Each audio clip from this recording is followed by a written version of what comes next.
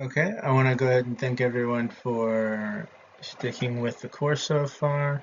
Welcome to week 2, module 1. So if you remember from the last lesson, we were going over these fault lines. First one being the American Revolution, then territorial expansion, including the Louisiana Purchase, Mexican-American War, more individual concessions, Spanish-American War. Then we have World War I, World War II, or as I like to call it, World War I Part 2, the Cold War, and 9/11 and the global war on terror, and then finally this sort of populist wave or decoupling that we're living in now. So if we have to find a common theme for what we'd call phase 1 of US foreign policy, we're going to call it liberation from Europe, meaning the Declaration of Independence, the American Revolution, the War of 1812, I can never remember what year that began, and the Monroe Doctrine. And as we discussed, the American Revolution, 1765 or 76, depending on how you count it, to 1783, established the United States as an independent state, uniquely including these expansions on ideas such as consent of the governed, equality under the law, protections from the government, meaning the Bill of Rights. And importantly, these are the first major colonies to win a rebellion against the European powers.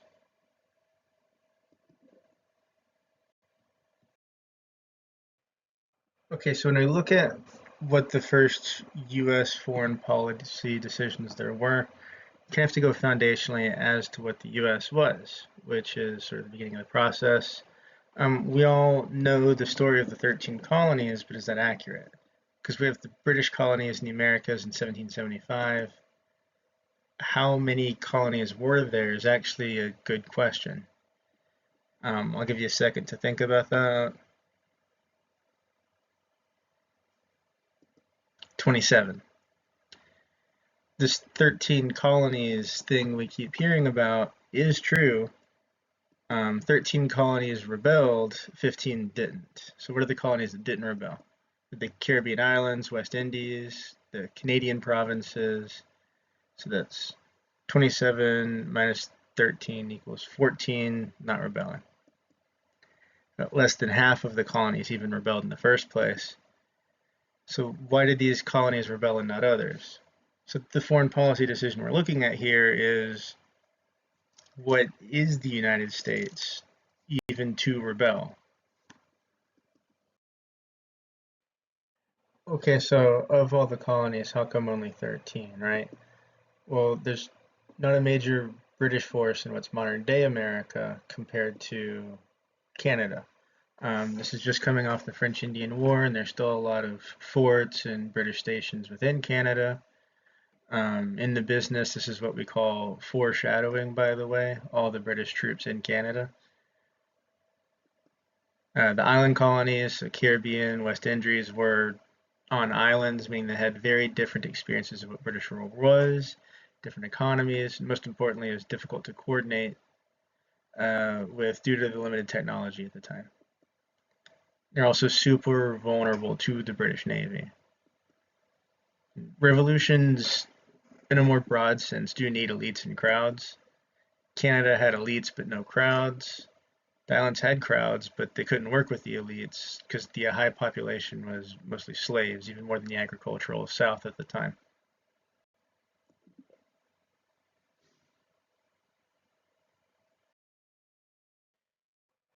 And so that's how we end up with what we think of as the 13 colonies now.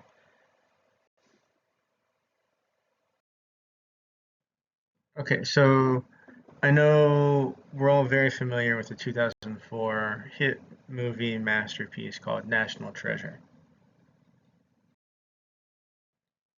And of course, this movie was starring human meme, Oscar winner, and general crazy person, and fun fact, Nepo baby, Nicolas Cage.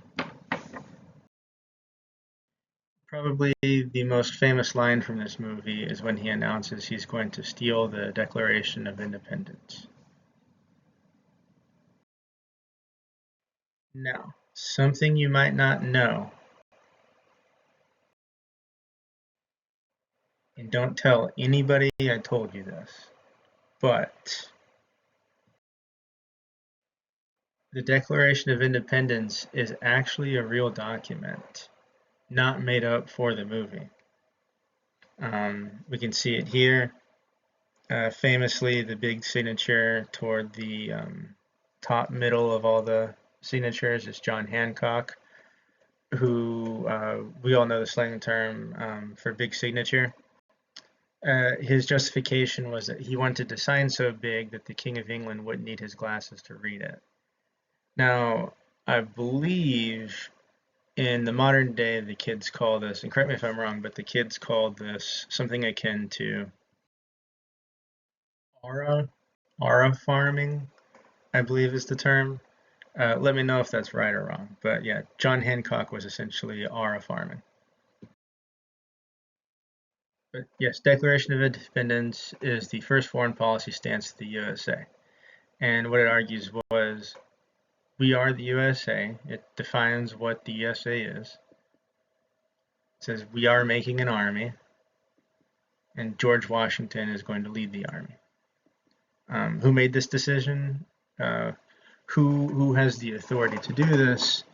It's the Second Continental Congress. So representatives from each colony sent there to hash it out. It's following the events of April 19th, 1775, Lexington Concord.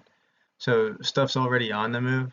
There's already violence that has broken out, and this is an attempt to sort of quell that violence in a way that everybody can direct against the British instead of each other.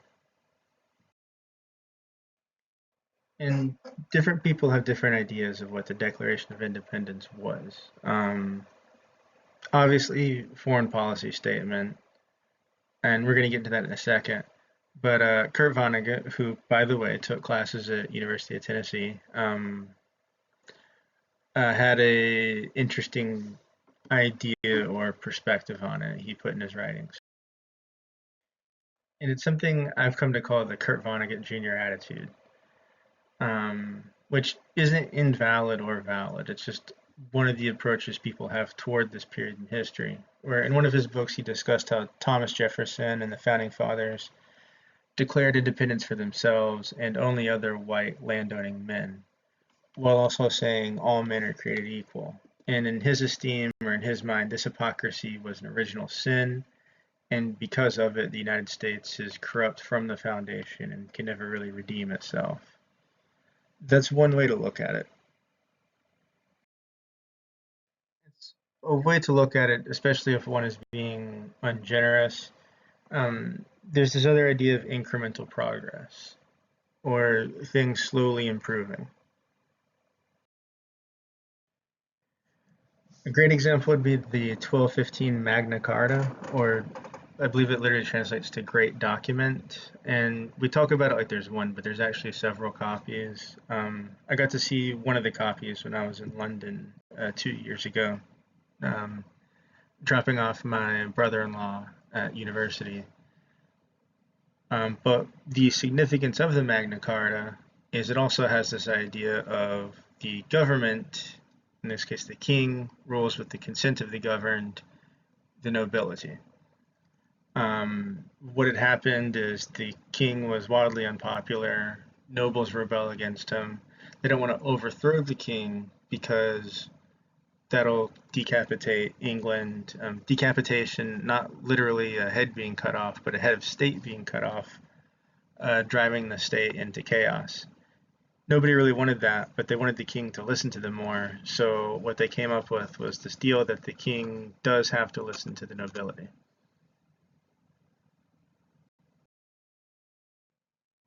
Now, over 500 years later, we get a similar document, the Declaration of Independence, which says the government, no longer the king, the government rules with the consent of the governed, no longer the nobility, but white men who own land.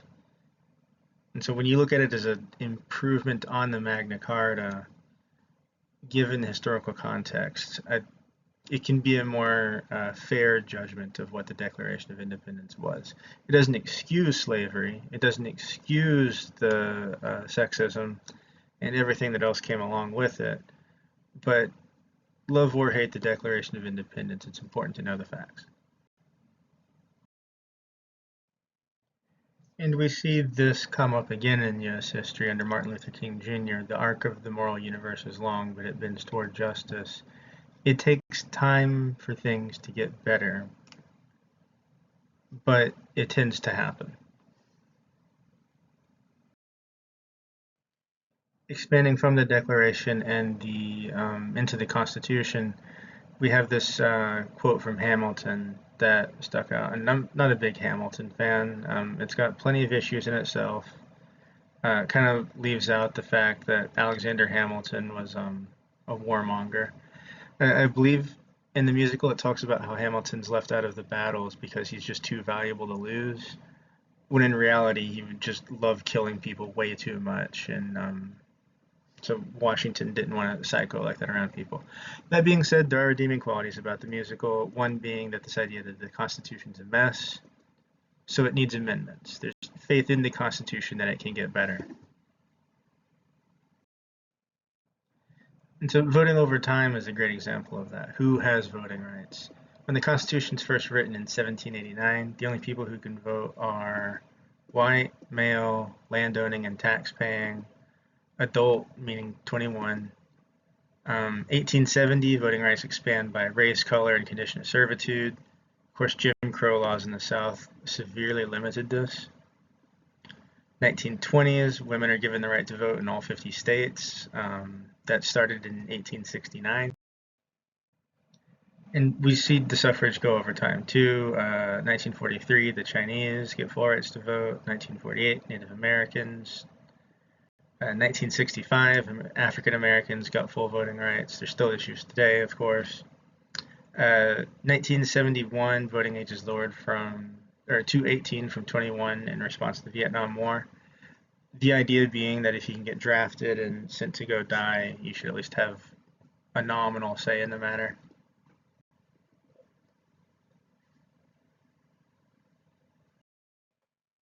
And gradually things tend to move to the left. In my parents' lifetimes, the voting age was lowered. Civil Rights Act of 1964 passed, the Fair Housing Act passed, Title IX, equal employment opportunity, Americans with Disabilities, the Ledbetter Fair Pay Act, Obergefell v. Hodge, gay marriage. And they're not that old, they're just in their 60s. So it can seem unfair, and a lot of the times it is unfair, but there's a certain faith people can have in the system that pays off. Like I said, love the Declaration, love the Constitution, or don't, just know the facts. So you remember I talked about the British troops still in Canada. Well, Canada remains British after the American Revolution, 1789, all that. And there's this big internal dispute on what to do about all the British in the forts there. It's expensive to defend against them or to have defenses against them ready to go, but at the same time, it's going to be more expensive to go out and clear them out. So for the longest time, the US government just worries about other things, tries to get its own navy off the ground. And then there's an invasion from the sea and from Canada called the War of 1812, or Britain's main attempt to retake the colonies. There's dispute on whether or not you can define this as a win for either side. Neither one is really able to accomplish its major goals. US isn't able to really take Canada. The British aren't able to take back the colonies.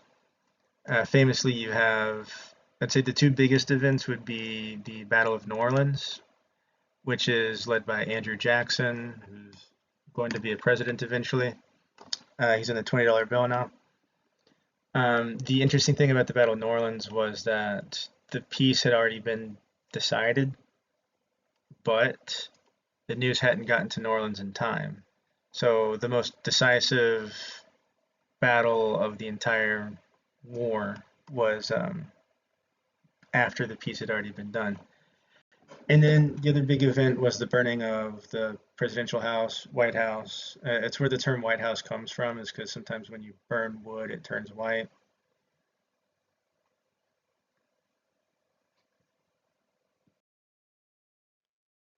And because we have some much needed girl power at this point, we have to do shouts out to the First Lady at the time, Dolly Madison, for rescuing all the historic artifacts that she did during the sacking of DC, most famously the portrait of George Washington. So, shouts out to Dolly Madison. What's not that long after 1812 is 1823. And numbers are kind of funny like that, I know. But that's what kicks off what's called the Monroe Doctrine. And we talked about this last week. So I'm sure you're familiar. 1823, Monroe Doctrine, effort to keep out European powers from the New World. So just not the United States, but all of the Americas, Caribbean, everything. So there's an old saying, you and what army? Meaning who's going to enforce it. And what's really going on is there's not a ton of enforcement of the Monroe Doctrine, but because of this policy position, especially Europe knows that America is going to let certain things fly and certain things not fly. And so it gently pushes them out of the Americas. I'd say the two biggest hanger-ons would be Spain and France. Technically, you could argue that Britain never really left because Canada is still part of the British Commonwealth. But it's very well actually type logic, and it's not worth going into. Effectively, it begins pushing European powers out of the Americas, is all you really need to know. So, Monroe Doctrine, pushing the European powers out, is able to give this sort of massive assist to other independence movements in the Americas. I'd say the most notably would be the several rebellions led by this figure. If you grew up in the South like I did, you'll pronounce his name Simon Bolivar. My roommate, whose parents were from South America, was my roommate 10 years ago, would pronounce it the correct way, Simon Bolivar. I'm sure some of y'all who actually speak Spanish are going to make fun of my accent and pronunciation with that, but I did my best. Anyway, Bolivar, sorry, I'm going to pronounce it that way, liberated or helped to liberate Venezuela. Their currency is the Bolivar, or the BS. Colombia, Ecuador, Peru, and not a coincidence that this country is named Bolivia because it's literally named after him.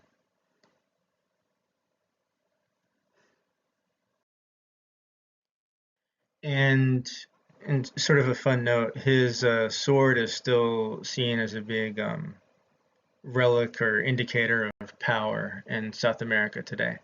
If you've seen the TV show on Netflix, Narcos, you'll know that Pablo Escobar actually owned the sword of Simon Bolivar for a long time.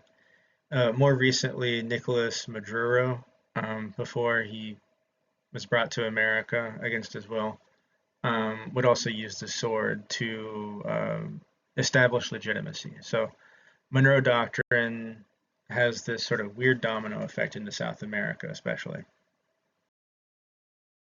So closing out what phase one of U.S. or foreign policy was, it's really characterized by this liberation from Europe. And the three parts are Declaration of Independence, the American Revolution.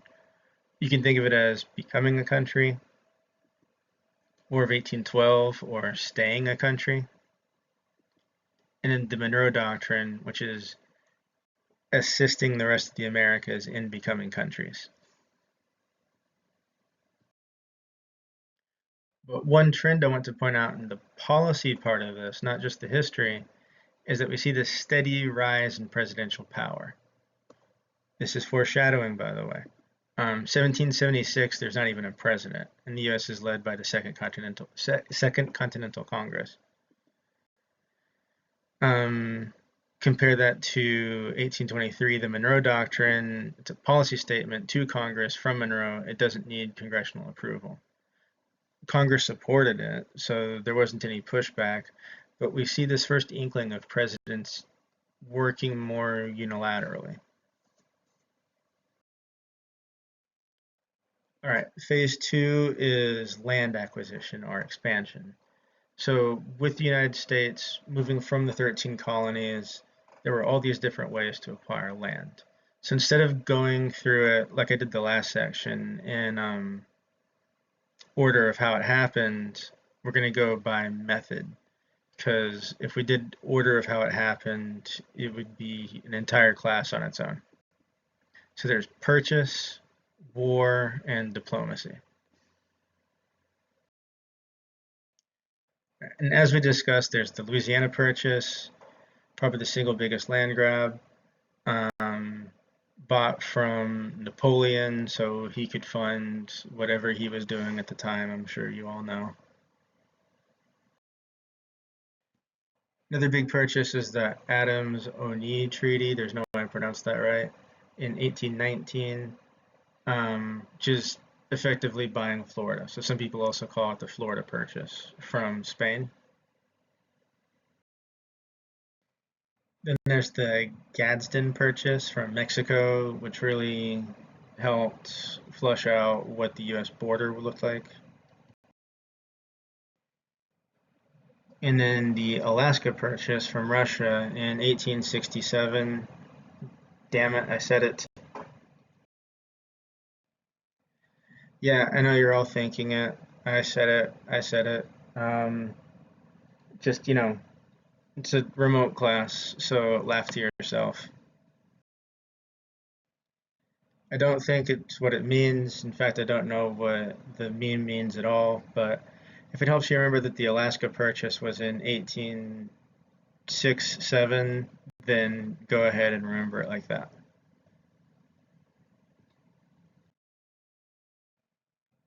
And I'd always thought we bought these from the British. Turns out that's not the case. But the U.S. Virgin Islands were purchased from Denmark in 1917 for $25 million.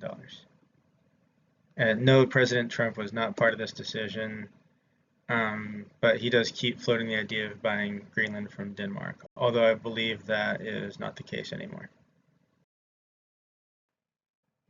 And then there is conquest from war, or land acquisition from war. There's four main sources. There's the Treaty of Paris in 1783, the end of the American Revolution. It gained even more territory than it originally had rebelled. Mexico, Spain, and Native Americans. And I know what you're probably thinking. The Treaty of Paris. So there's a meme to go along with the Treaty of Paris that's going to be even more relevant as this class goes on. I'll give you a second to read it.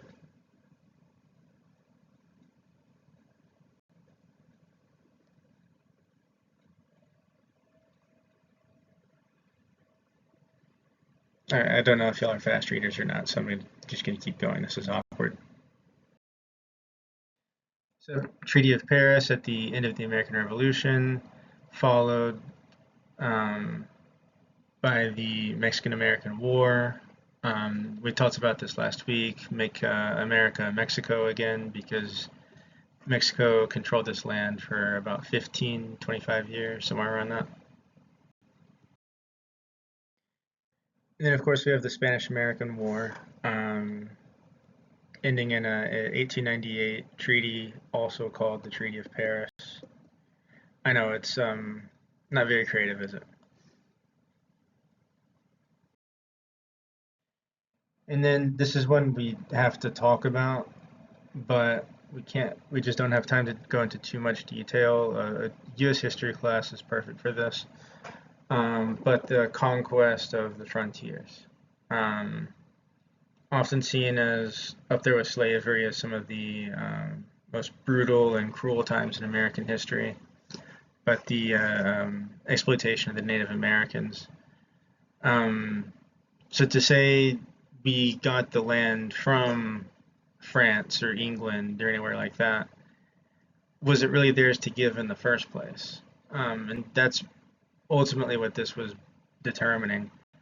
in a very might makes right sense. So for how all this went down, there's better resources than this class to do it. Guns, Germs, and Steel, which talks about how easy it was for a lot of the Europeans to conquer the Americas. Bury My Heart at Wounded Knee focuses mainly on the Sioux tribe. And then for a fictional version, you have, of course, Blood Meridian by Cormac McCarthy. Another UT grad, by the way, not just Kurt Vonnegut mentioned in this. I don't know why they're popping up so much in this lecture. It's fiction and it's very, very rough read, but it's good. And then, sort of to keep it within the gaining territory through war, this is related to that, which is just keeping territory through a war, which would be the U.S. Civil War and negotiating the problem of slavery. Some people will argue, oh, it wasn't about slavery, it was about states' rights. But to that, you just say a state's right to do what, and then it kind of ends the conversation and makes people be more honest that it was about slavery. On that similar vein, there was also the state of Franklin, which is not far from here, assuming you're at Knoxville. But it was an attempt for some Appalachian areas in East Tennessee and Western North Carolina to become their own country. It never really happened to any substantive degree and sort of fell on its dependence to the federal government, but it's still an interesting experiment. And then this one has some major lore. So 2008 election, the guy on the left, John McCain, is running for president under the Republican ticket against Barack Obama. And he picks a vice president without doing much background work as to who she is or what she stands for. And it's the woman on the right, Alaskan Governor Sarah Palin. And that became one of the big regrets of the McCain campaign. He's already fighting at a disadvantage because he was a Republican running following the act of pretty unpopular at the time George Bush or George W. Bush. So he needed a good running mate, and he didn't do the vetting on her. So as the interviews and stuff came out, she was quoted saying all sorts of wild stuff. She's misquoted as to saying she can see Russia from her house. That was actually Tina Fey on Saturday Night Live pretending to be her. But she did say that being governor of Alaska did give her foreign policy experience because she's used to dealing with Russia. She had talked about the Queen of England as if she was actually in control of England and not Parliament and the Prime Minister. But then another issue with Sarah Palin was her husband, Todd Palin.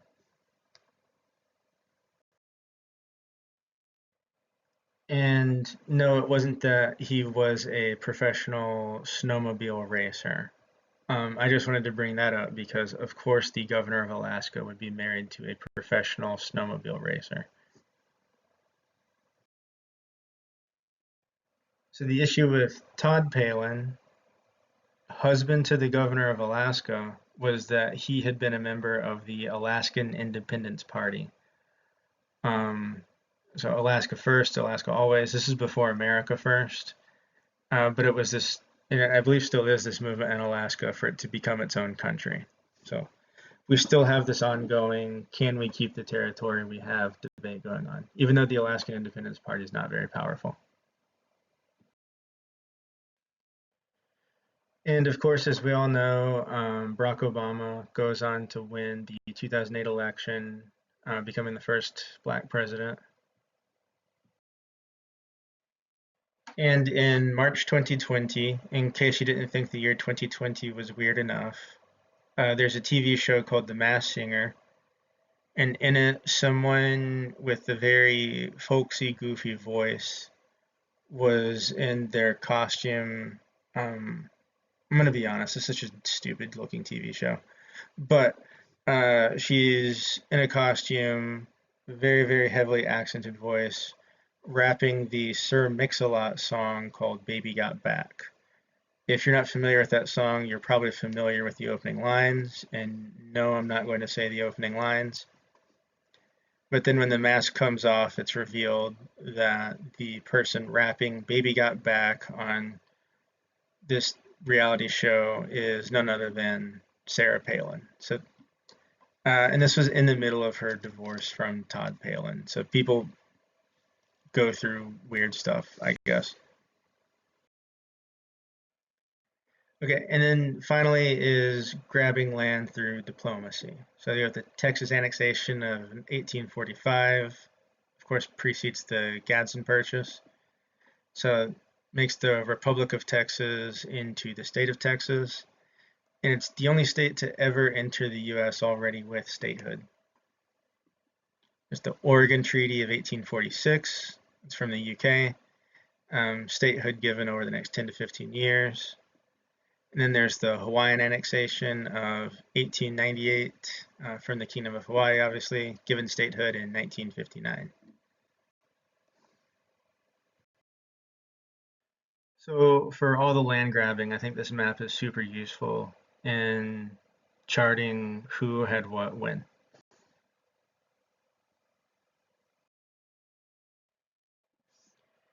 And then we have to go over this again, but the colonization of the Philippines and how America went from anti-colonialism to pro-colonialism when it suits them.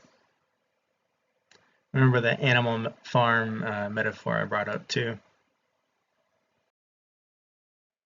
So what do all of these have in common? Well, we have this first blip of a president acting unilaterally with the Monroe Doctrine. Believe it or not, that was President Monroe. Um, but what do these land grabs have in common is that congressional approval. In the Constitution, all treaties and declarations of war must go through Congress, even today. So the US president had a limited role in this.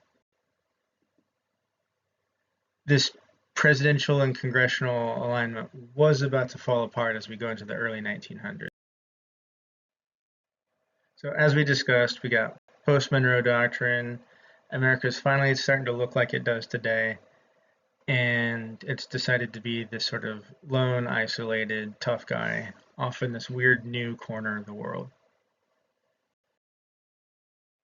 That's why it's not a coincidence you have late 1800s, early 1900s, the rise of what's called big stick diplomacy, or walk quietly, carry a big stick, or speak softly, carry a big stick. Be isolated is the point. And of course, what was intended to be the big stick was the Great White Fleet.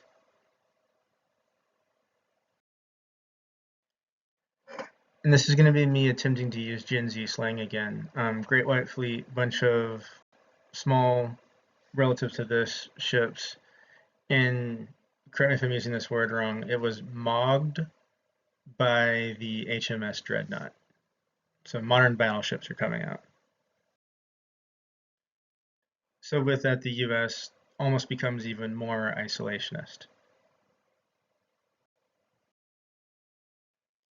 Then, of course, we went over this already. Stuff goes down in Europe. The architect behind this alliance system was Bismarck, and from Germany, and why he designed it this way is really its own class too. I would say even most European historians don't really understand why the alliances looked like this or why they were supposed to be so over leveraged into this powder keg. And then, of course, we have World War I breaking out after Archduke Franz Ferdinand is assassinated.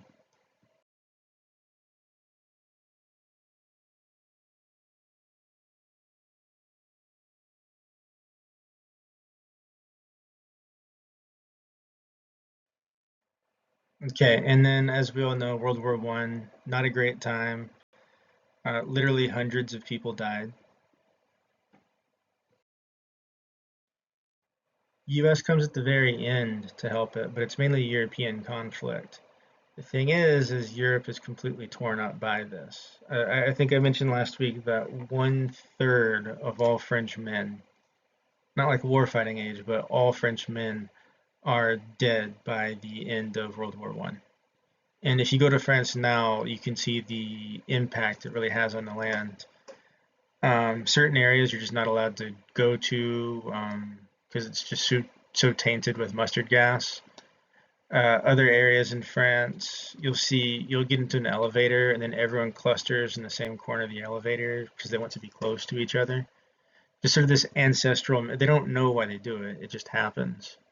So in an effort to prevent another world war is the League of Nations, which you would think World War One being mainly fought by the Europeans would be their brainchild, but it's actually the brainchild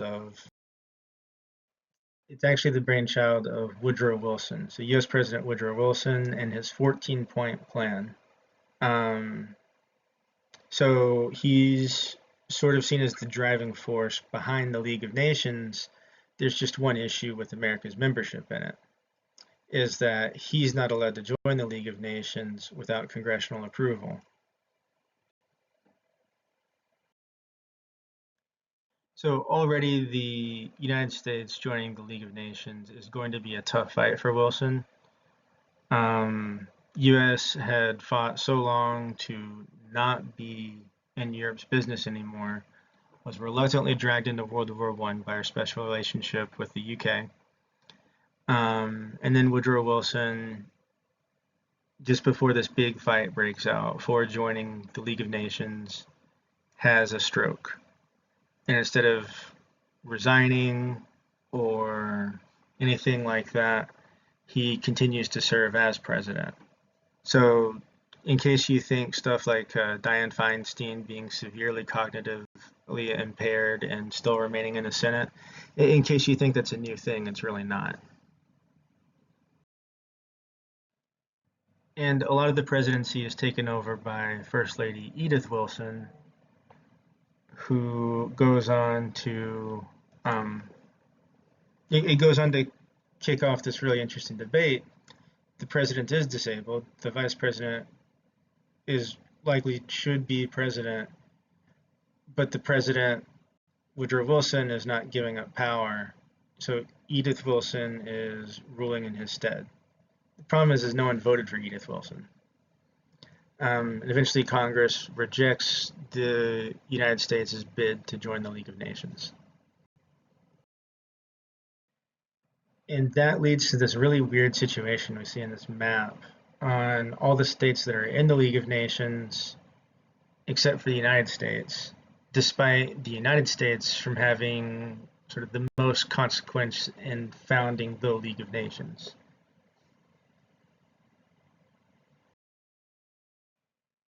But Paul, you super intelligent, not at all monotone person, what does this have to do with foreign policy today?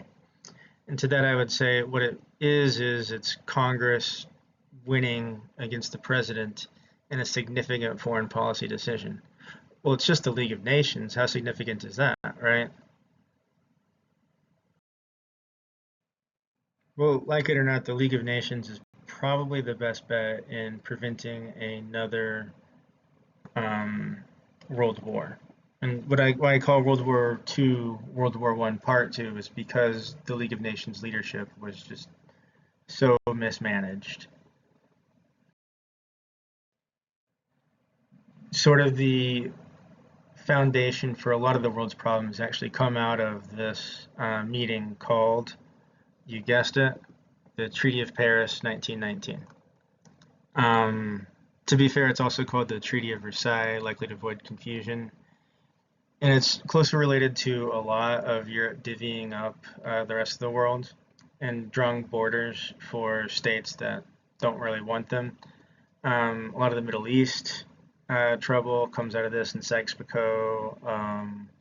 A lot of issues in Africa and Asia come out of Europeans drawing these borders. I'm not saying the US would have made it better, but it couldn't possibly have gone worse. So as Europe struggles to get its act together, the US is still remaining more or less isolationist. And like we talked about last week, one of the big issues is Weimar Germany or interwar year Germany. The massive debt, the completely gutted economy, um, this sort of fragility behind even what German identity even is, because as we discussed, it's not that old at this point. And yeah, of course, there's the attempted coup within Germany called the Beer Hall Putsch or push to replace the government. It's a failure. A bunch of these far right people are shot by the government. The leadership is sent to prison. And of course, you know where this is going. One of the people in prison um, dictates a book about his struggle.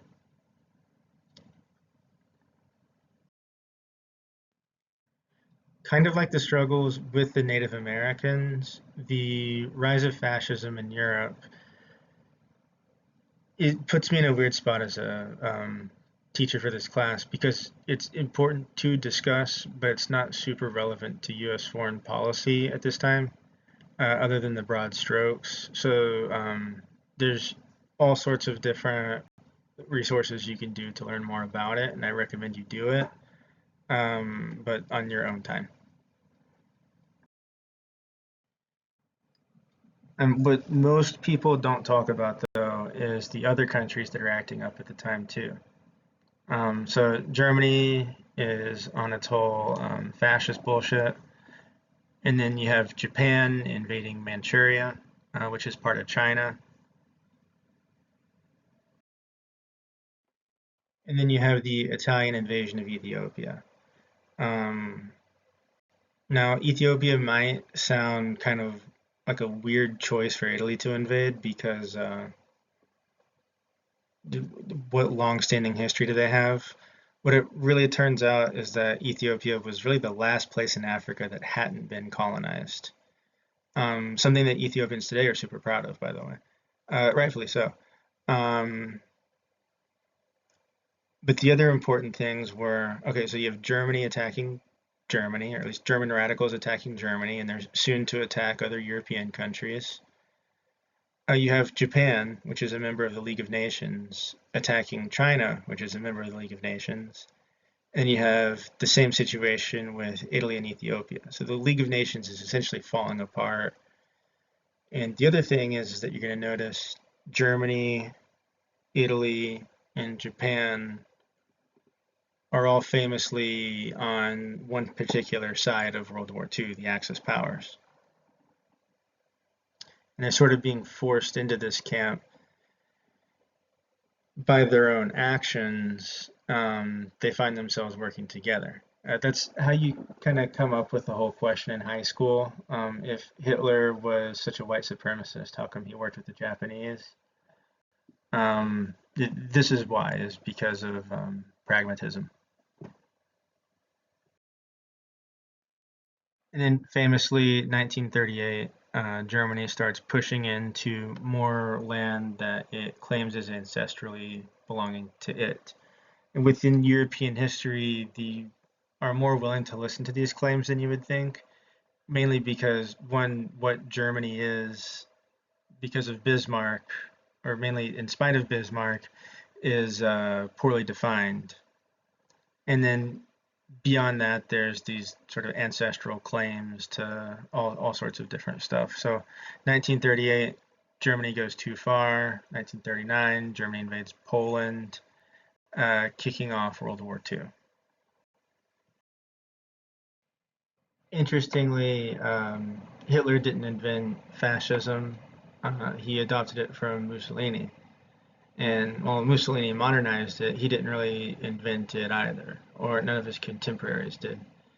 It was actually invented in the, wait for it, Roman Empire. And of course, this all becomes super obvious if you look at the iconography, knowing this. The two big symbols of Rome would be the Aquila or eagle, in this specific pose and art style.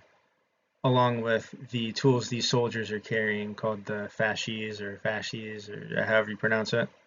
Uh, this tool was a symbol of Roman authority, um, but it was a warning. If you disobey the law, what we're going to do is beat you with these sticks and then cut your head off with the axe.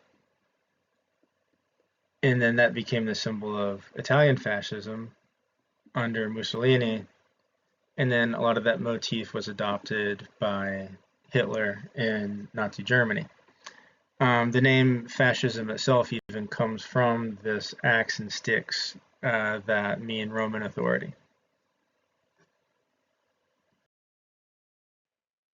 And you can also see this in the salute, or what's called the Roman salute now. That's what it traditionally looked like, and then it was adopted by other fascists, Hitler and Mussolini especially.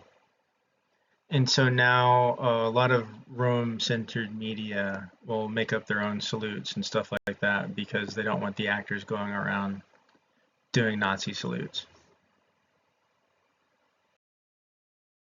And I like how the Nazis were just like not subtle at all about being bad guys. I mean, this is the SS symbol, which is literally a skull and crossbones. Um, there's just no doubt as to who the good guys and bad guys were. There's no subtlety. And in the UK, there's a very famous skit about that. I left the YouTube link here if y'all are interested at all. It's pretty funny. But with all that, you've got the push of Germany into the rest of Europe, invading almost everywhere, it seems. Starts with the invasion of Poland, quickly escalates. Famously, there's the invasion of France, which the French are often derided as being surrendering too early. But you have to remember, they lost a third of all men not that long ago. So there's not a lot of French people to even fight. So it gets folded pretty fast. And mainly the only places that are significantly defended against the Nazis is a geographic advantage. Biggest one being the UK. And at the time, when the US is sending material support to the UK, because a lot of America at the time was immigrants from the UK. Like I said, my own family is like 90 something percent British, and we've lived here for hundreds of years. So there's the ties with the UK that are kind of drawing us into it. We're sending some material support, but for the most part, the United States is staying pretty isolationist.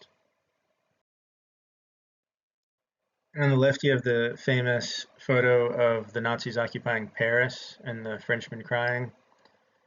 And on the right, you have what's called the Battle of Britain, or the Blitz, which is the sustained bombing campaign against the UK from Nazi Germany. And at the time, things are insanely bleak. The League of Nations completely dissolved, completely failed.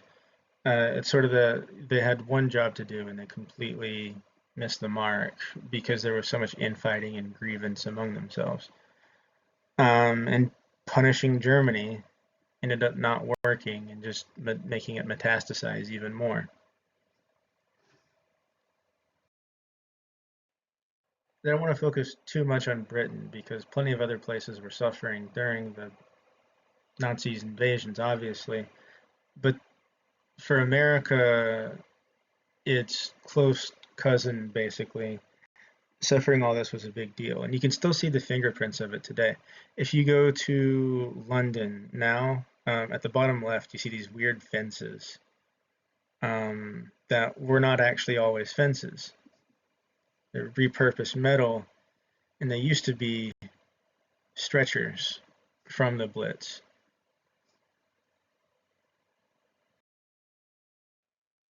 But then something else happened.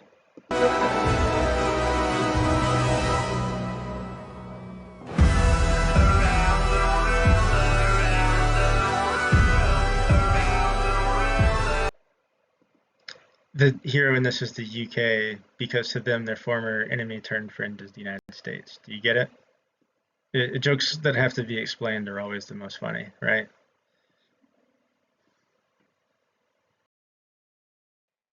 And yeah, a lot of America entering World War II was an inevitability. And what did kick it off, though, was the attack on Pearl Harbor, which we discussed.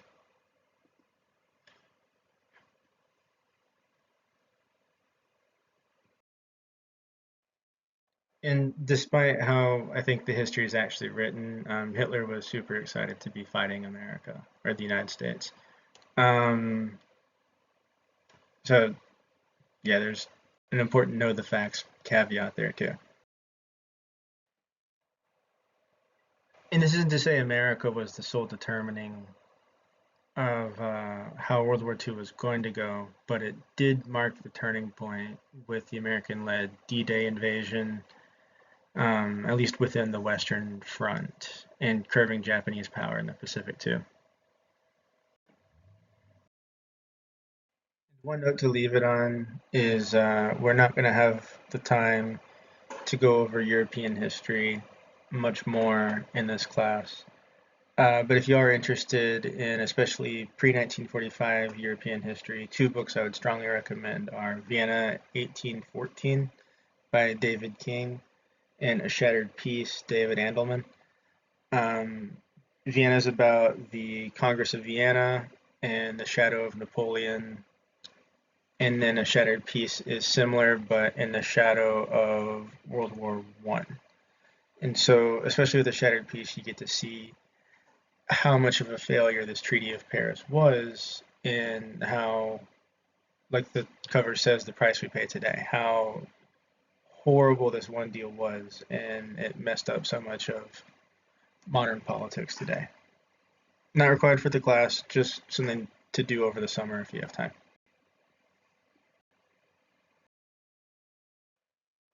So we're going to leave it there. End of World War II, policy decisions that led up to it, going from isolationism under the Monroe Doctrine to coming out of America, finally coming out of its shell, helping significantly in winning the war, and then taking a leadership role for at least some of the Allied powers at the end of the war. So we're going to go into those policy decisions even more. Big thing to remember, though, is that president is becoming more and more and more of a unilateral actor. So if you have any questions and concerns, please shoot me an email. Next module is 1945 to 2026. And I look forward to seeing your activities. I'll be doing a post about that soon. All right, later.